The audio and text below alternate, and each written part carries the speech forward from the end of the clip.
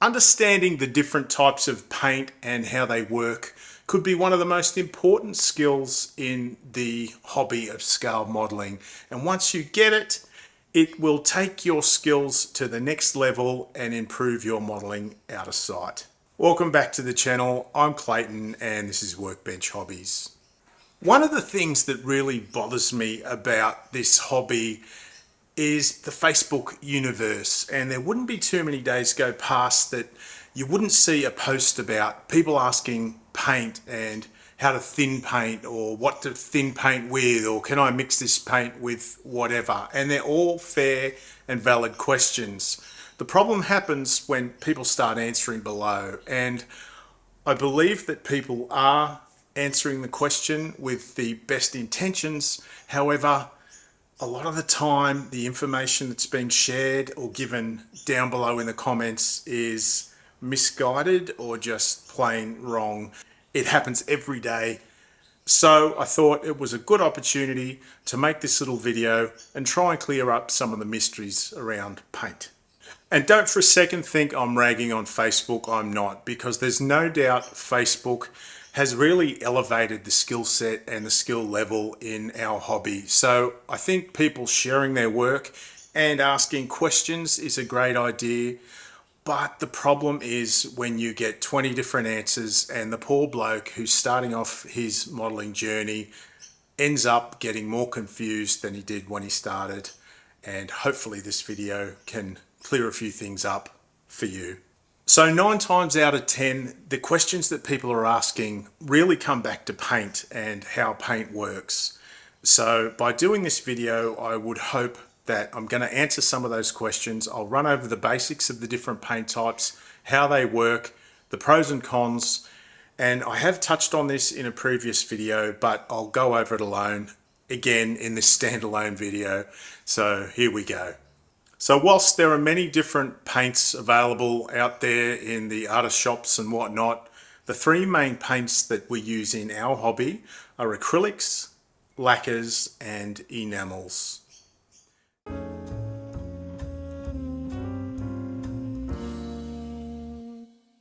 Now acrylics, a lot of people use acrylics. You can airbrush acrylics, you can brush paint acrylics. There is very little smell and they are considered to be less toxic than maybe some of the other paints. Now acrylics are thinned with water and you can thin them with other things. However, I don't want to overcomplicate it. Let's just stick to that. Acrylics are essentially water-based paints. Acrylic paint is very common in this hobby, and a few of the most common brands would be Vallejo, Ammo by MIG and AK Gen 3. Now whilst most of these paint ranges will have other types of paint, these would be the predominant paints that you would find in our hobby. These are all acrylics. Now acrylics will mix with other acrylics, and what that means is I can use an AK colour with a Vallejo colour and confidently mix the two of them together and confidently thin the paint with water. Acrylics work with acrylics. And whilst you can spray it through your airbrush, acrylics can be a little temperamental, and a lot of people complain about it drying in the tip of their airbrush or having issues with it clogging the airbrush. There are flow improvers and retarders you can use to run through your airbrush, but I do not want to overcomplicate this video. Stick with your water. If it's clogging up in your airbrush, turn your pressure down, thin it down a little bit more and try again. But that's the downside of the acrylic. It can be a little temperamental to airbrush. It's a little weaker than the other paints, but it's less toxic, and I guess that's a good thing. When painting with acrylics, it's always a good idea to prepare and prime your model before you start painting to give the acrylic paint the best chance it can have to stick to the model and be less affected by weathering stages and things that you might do afterwards. I used to exclusively use acrylics for my models So I'm not for a second bagging out acrylics, because you can achieve excellent results with acrylics. My preference, however, would be the next paint that I'm going to talk about, and that is a lacquer-based paint.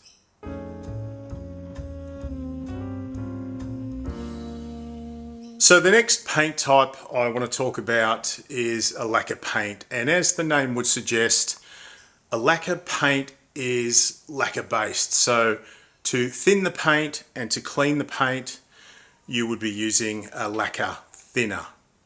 Now, some of the more common brands that you would know of are AK Real Colors in the little glass jar, SMS, and Alclad, and Mr. Color is another one. And the term lacquer paint is a broad term, and the umbrella covers a real wide range of paints, but it's all coming back to the fact that they are lacquer based paints. Tamiya, however, is a little bit different. I would regard this as a hybrid sort of style of paint, because it can be thinned with water, but it can also be thinned and cleaned with a lacquer thinner. It's quite a universal paint in that regard. And the manufacturers don't make it too easy for the beginner modeler, or even intermediate modeler for that case, in that case, to differentiate between a lacquer and an acrylic, because I notice on the label on these jars, and even the SMS paint, which I would regard as a more aggressive style of lacquer, if you like, has got an acrylic lacquer written on the label, which may confuse some people to thinking it's an acrylic and can mix with acrylics. It just can't. Usually you can tell by the smell of the paint, if you can get the lid off. Usually you can tell by the smell. It's quite strong, and that lacquer thinner smell is instantly recognizable, and that gives you a little bit of a clue as to what you're dealing with. Which is the downside of lacquer paints, is that some people complain about the smell, and they are regarded as being more toxic than at least acrylic paints. And it is recommended that you spray in a booth or with a mask, or at very worst with in a well ventilated room. You can't brush paint with them, although some people do brush paint with them. However, this is where the Tamiya paint sort of sits in that hybrid spot that I was talking about, because you can brush paint with Tamiya paint pretty successfully, as well as blow it through your airbrush pretty well. As long as you don't taint the paint with water and then try and mix it in with another lacquer thinner, because that's when you start contaminating and things will start to go wrong. Lacquers can mix with lacquers just like acrylics could mix with acrylics. So it's safe for me to say I can mix, say, this Tamiya paint with the AK Real Color paint to achieve a whole new color. They will mix properly and well, as long as you use that lacquer thinner as your foundation, as your thinning agent to work with these paints. Lacquers tend to be far more forgiving and easier to spray through your airbrush, I've found. The way the paint lays on the model is a little more forgiving than some acrylic paints. Obviously, different brands behave a little bit differently, and some will be easier to spray than others, but lacquer paints as a general rule will be a little more forgiving, a little more self-leveling, and just easier to control when you're painting your models. So just remember to thin your paints using an appropriate thinner for the lacquer paints. That might be something like a Tamiya retarder thinner or a Mr. Color leveling thinner. Whilst you could thin it down using a general purpose lacquer thinner, I wouldn't recommend it, because it's a much coarser grade of solvent and it potentially could affect your paintwork. So I would suggest you stick with the brand appropriate thinner just to give you predictable results. In saying that, however, when it comes time for the cleanup, by all means use a general purpose lacquer thinner that you could buy from just about any hardware store, just to save yourself some money. Lacquer paints are very forgiving, far more forgiving than acrylics when airbrushing. And I've found whilst acrylic paints can give you a good result, the lacquer paints, when thinned appropriately and run through the airbrush with the appropriate air pressure, can give you tighter, finer lines with far less overspray than acrylic paint can. As mentioned, lacquer paints are extremely hard wearing and tend to bind to the plastic really well. So whilst priming the model is always a good idea, it's not always necessary to prime your model when you're painting with lacquer paints. The only time I would really recommend priming your model, even though you're painting with lacquer paints, would be if there was a lot of photo etch or multimedia parts, just to unite everything and give the paint an even greater chance of adhering to the model. So the pros of the lacquer paint is it's extremely hard wearing. You can achieve some incredibly fine and tight lines with minimal overspray with a little practice. It's very easy to clean up with the lacquer thinner, and it's very forgiving through the airbrush due to its self-leveling properties if thinned appropriately. The cons, it really stinks, it smells, and it bothers a lot of people.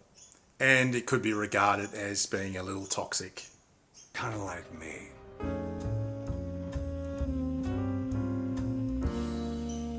And finally, we have enamels, and most of you would be familiar with these little tins of paint, and probably back in the day, most people would have used these enamels to paint their models, and it was probably more through accessibility rather than function, and not a lot of people would paint with enamel paints for their foundation layers.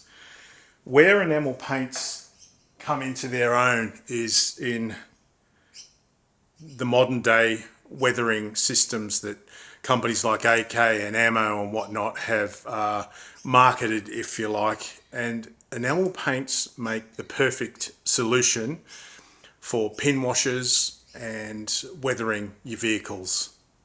Enamel paints are an oil-based paint, which means that they need to be thinned with white spirit. This is an odorless thinner, white spirit, mineral turpentine.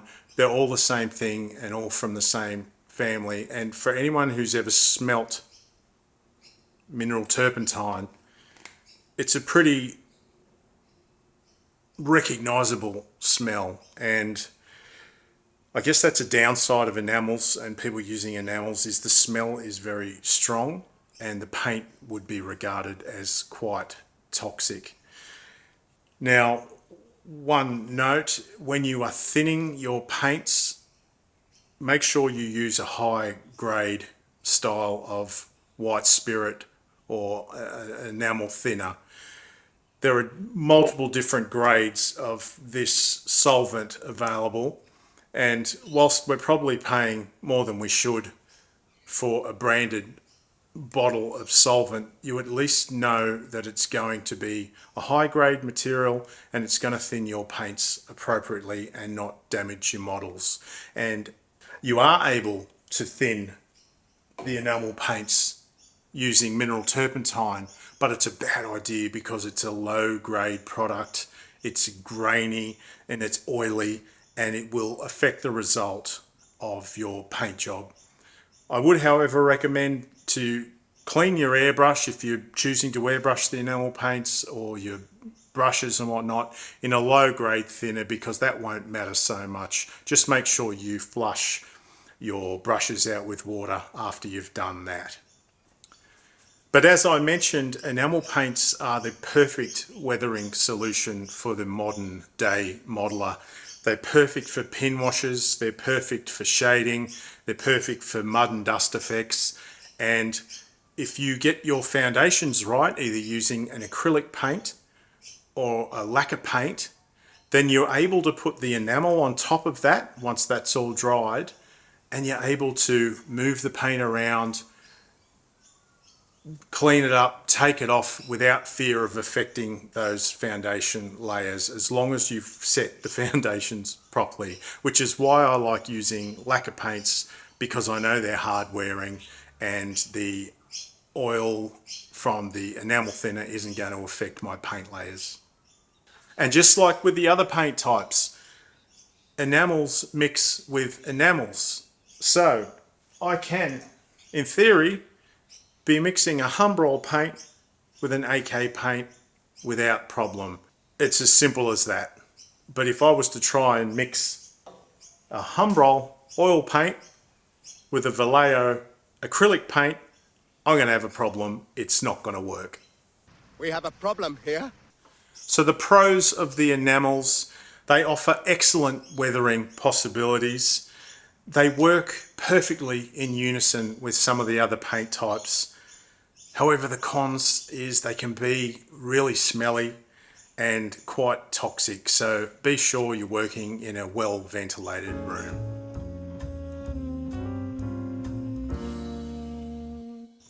So in summary, thin and clean your acrylics using water, thin and clean your lacquers using a lacquer thinner, and thin and clean your enamels using a white spirit. If you stick to those rules, you just cannot go wrong.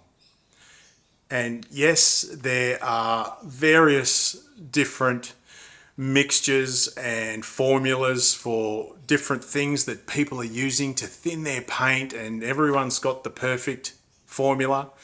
But just get your head around the basics first. And if you did want to try different things, then I would suggest using the brand appropriate thinner for the paint. For example, the Gen 3, AK Gen 3 acrylics have flow improvers and paint retarders and thinning agents and things like that. If you want to experiment, just buy the AK one, or just buy the Vallejo one if you're using Vallejo paints. It just takes the guesswork out of it. There's no mucking about, and you know you're going to get a predictable result. But like I said, follow those basic rules until you got your head around it, and then have a play around with it. If you want to try some of the unicorn tiers and things like that that people often put up on Facebook for formulas for their thinning of paint, by all means, once you've got your head around the paint, give it a go. Mix it in a little bottle top first, and you'll soon find out what it's going to do to the paint. If I put a drop of the acrylic paint in a bottle top and a few drops of the lacquer thinner, see what happens, or a couple of drops of the enamel thinner, it'll probably turn to chewing gum. It's better to do it in a bottle top than try and do it through your airbrush, or even worse, when it comes time to spray your model and you've ended up with mess everywhere. I would encourage you to test stuff for yourself, because you never know, you might find something that works better for you. Do it. Then there are thinning ratios with the paint when you're using the airbrush, but I think that's probably for another time and its own video, because there's probably a little bit to learn and a little bit to understand there. So I'll go into that another time. If I've added some value today, please hit that like button and subscribe. It's helping me grow this channel and reach an even broader audience. And remember guys, this is the greatest hobby in the world. Share it with your family, share it with your friends, and let's be proud of what we do. Until next time, I'll see you soon.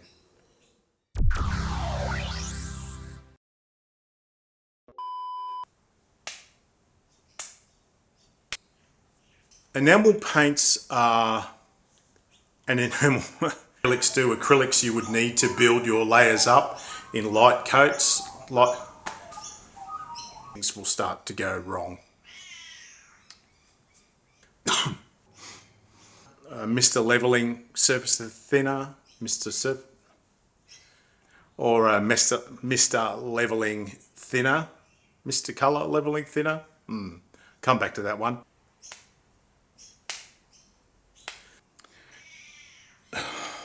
Seriously, the cat, mate.